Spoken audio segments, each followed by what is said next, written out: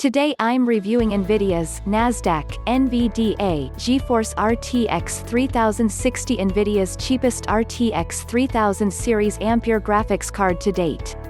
Of course, with stock levels, crypto mining and general pandemic issues all causing chaos in terms of prices, the MSRP of $329 is perhaps optimistic, seeing as every other card in Nvidia's Ampere range has been selling for vastly higher prices because of these issues, or hasn't been available at all.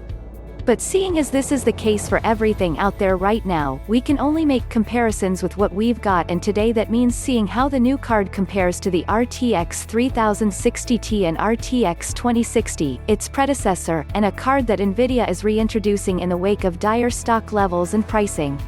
There is one glimmer of hope, though, which is that Nvidia has curtailed the mining performance of the RTX 3060 on purpose to make it less appealing to would-be miners.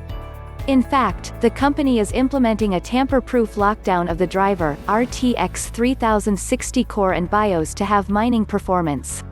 For those that are interested, I performed a quick test and saw a return of around 27 megahenries per second mining Ethereum, which less than half what miners have reported from the RTX 3060 Ti.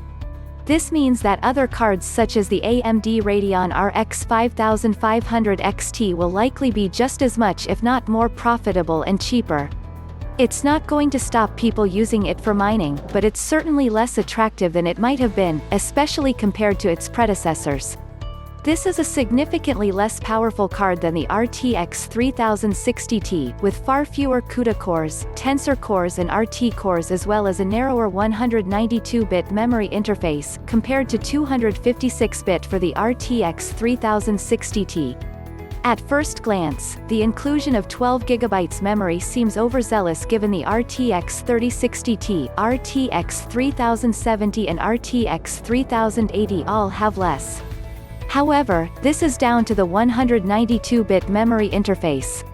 Each 32-bit chunk is tied to either 1 GB or 2 GB of GDDR6 memory. With the RTX 3060 Ti, the logical thing to do was to have 8 GB, with 32 dividing into its 256-bit bus 8 times. With a 192-bit memory interface, Nvidia had two choices: go with 6 GB or 12 GB, and with AMD reportedly readying lower-end Radeon 6000 series cards with sizable amounts of RAM, a 6 GB RTX 3060 would have looked a little lacking. That's my theory anyway. Nvidia doesn't make a Founders Edition model of the RTX 3060, so I used a Zotac RTX 3060 twin-edge graphics card. I used Nvidia's 461/64 release driver for the RTX 3060 testing, along with a fully up-to-date version of Windows 10. The benchmarks focus on 1080p and 1440p, as these are the resolutions potential customers of the RTX 3060 will be focusing on.